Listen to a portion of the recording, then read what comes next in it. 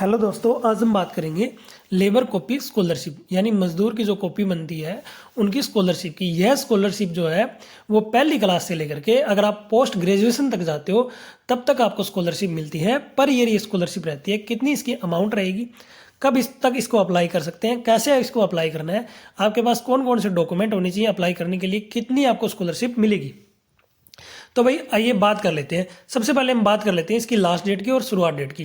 ये एप्लीकेशन जो स्टार्ट हो गई थी हमारी 15 जून 2023 से स्टार्ट हो गई थी। इसकी लास्ट डेट अभी नज़दीक है, 31 दिसंबर 2023 इसकी लास्ट डेट रहेगी। जो स्कॉलरशिप मिलेगी उसमें अमाउंट क्या रहेगी, यानी पैसे कितने मिलेगी। देखो तो भाई अगर आपका बच्चा पहली क्लास से लेकर के 8th क्लास के इनके बीच में है तो 8,000 रुपये पर ईयर मिलेगी।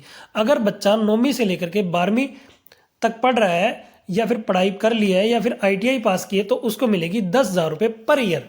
यानी भी पहली से लेकर 8वीं तक 8,000 रुपये पर ईयर। अगर आपका बच्चा पहली क्लास पास किया है तो 8,000 रुपये, दूसरी पास किए तो 8,000 और, तीसरी पास किए तो 8,000 और, यानी पर ईयर की मैं बात कर रहा हूँ। ठीक है, 9वीं क्लास पास किए तो 10,000 रुपये, 11वीं पास किया तो 10,000 रुपये, 12वीं पास किए तो 10,000 रुपये या फिर ITI पास किया है तो 10,000 रुपये स्कॉलरशिप।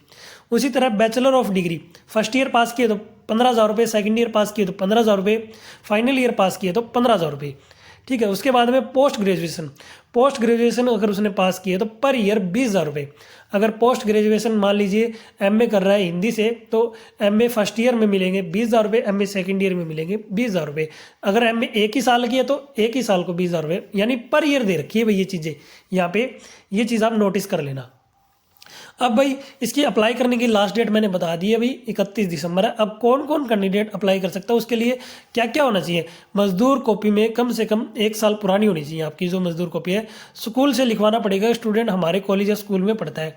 एक एप्लीकेशन आती है जिसका लिंक मैं डिस्क्रिप्शन में दे दूंगा। एक फॉर्म आता है, उस फॉर्म में ये लिखवाना पड़ता है कि भाई लिख देते हैं भाई ये नाम है बच्चे का, ये फादर नेम है, इस गाँव का निवासी है या फिर इस शहर का या इस तहसील का निवासी है और इस स्कूल में पढ़ता है और ये हमारे स्कूल में रेगुलर पढ़ा हुआ छात्र है। और नीचे भाई प्रिंसिपल है, हेडमास्टर है, जो भी आपका वो है वो साइन करेगा, स्कूल वाले वेरीफाई करेंगे। हरियाणा राज्य के किसी भी संस्थान कॉलेज में पढ़ने वाला छात्र आर्थिक सहायता पात्र होंगे। यानी हरियाणा के संस्थान और स्कूल और कॉलेज में पढ़ने वाले छात्र, यानी भाई हरियाणा का ही छात्र होना चाहिए, हरियाणा का ही कॉलेज होना चाहिए, हरियाणा का ही वो स्कूल होना चाहिए। 2 बच्चे तक की शिक्षा के लिए वित्तीय सहायता दे होगी, लेकिन बच्चों के आदेश को देखे बिना अधिकतम 3 बालिकाएं दे होगी। ठीक है भाई, 2 बच्चों के लिए भाई ये आर्थिक सहायता मिलेगी, लेकिन अगर 3 लड़कियां हैं तो भाई उसकी स्थिति को देखते हुए 3 लड़कियां अगर जो है अप्लाई कर रही है, एक ही मजदूर की 3 लड़कियां अप्लाई कर रही है तो तीनों को भी ये स्कॉलरशिप मिलेगी। छात्र के फेल होने की स्थिति में दोबारा उस कक्षा के लिए आर्थिक सहायता नहीं दी जाएगी। मान लीजिए आपका जो बच्चा है वो फेल हो गया था और दूसरी बार में उस क्लास को पास कर दी, तो पहली बार में वो फेल हो गया था लेकिन उस साल की उसको स्कॉलरशिप नहीं मिलेगी। जो छात्र स्वरोजगार या नौकरी पर है वे इस योजना के तहत लाभ के पात्र नहीं है।